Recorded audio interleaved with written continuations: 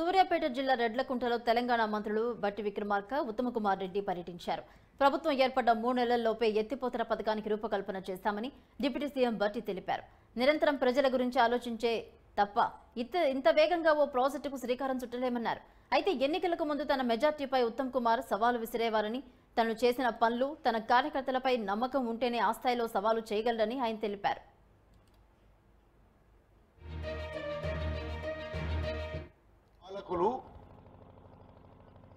KCR and company Telangana రాష్ట్ర అప్పులని June 2014 నుంచి ఏదైతే వాళ్ళు అధికారంలో వచ్చిండ్రో ఆ రోజు నుంచి మేము అధికారంలో వచ్చే వరకు డిసెంబర్ 3, 2023 వరకు రాష్ట్ర అప్పుల భారాన్ని 10 రెట్లు పెంచిండ్రు. అంటే మొత్తం రాష్ట్ర అప్పుల భారం 69,000 కోట్లుంటే కేసీఆర్ ముఖ్యమంత్రి అయిన రోజు 69,000 కోట్లుండే. ఇది గవర్నమెంట్ లో ఉన్న లెక్కలేదు, మేమేం రాజకీయ విమర్శ కాదు. కేసీఆర్ దిగిపోయే రోజుకి రాష్ట్రం అప్పు 69,000 కోట్ల నుంచి 6,71,000 కోట్లకు చేరింది. అంటే పూర్తిగా గత ప్రభుత్వం రాష్ట్రాన్ని అప్పుల పాలు చేసేసారు. ఆ పరిస్థితుల్లో బట్టి విక్రమార్క గారు ఆర్థిక మంత్రి బాధ్యతలు చేపట్టి రాష్ట్రాన్ని ఆర్థిక క్రమశిక్షణతో కొత్త వనరులు సమకూరుస్తూ సమర్థవంతంగా ముందుకు తీసుకుపోతున్న విషయం కూడా మీరు అందరూ గమనించాలి. అదేవిధంగా చాలా స్పష్టమైన ప్రకటించారు వాళ్ళు. విద్యుత్ రంగాన్ని కూడా చాలా అద్భుతంగా నడిపిస్తున్నాడు. చాలా స్పష్టమైన ప్రకటించారు. మేము ఇండ్లకి ఇతర అవసరాలకి 24 గంటల కరెంట్ ఇస్తున్నాము. ఎక్కడన్నా కరెంటు ట్రిప్ అయితే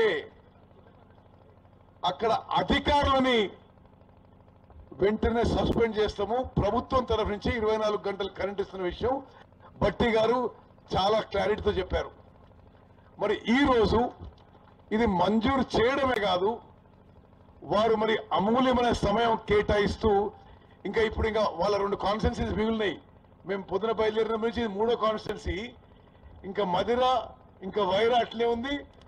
ఆ హెలికాప్టర్ టేక్ ఆఫ్ హైదరాబాద్కి 5:30 లోపల కావాలి.